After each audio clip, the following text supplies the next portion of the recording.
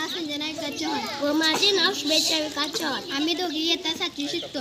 आमच्या शाळेचे नाव जिल्हा परिषद प्राथमिक शाळा चव्हाणवाडी. आमच्या प्रयोगाचे नाव लेझरचा प्रकाश ज्योत. आमच्या प्रयोगाला लागणारे साहित्य एक काचेचा ग्लास, दूध, पाणी, ड्रॉपर, लेझर पॉइंटर व चमचा. आमच्या प्रयोगाची कृती. मी प्रथम काचेचा ग्लास घेतला, त्यात पाणी ओतले,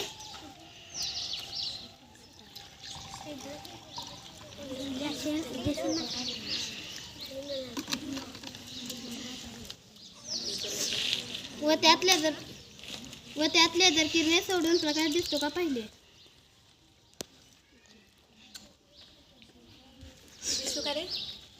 आपल्याला स्वच्छ पाण्यामध्ये प्रकाश जो दिसत नाही. आता मी स्वच्छ पाण्यामध्ये ड्रॉपरने दुधाचे काही थेंब सोडत आहे व ते चमच्याने ढवळत आहे.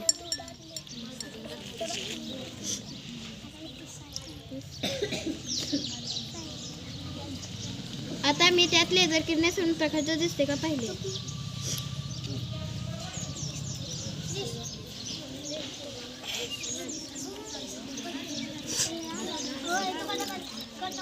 आपल्याला गढूळ पाण्यामध्ये अगदी स्पष्टपणे प्रकाश जो दिसत आहे. असे का होते बरं?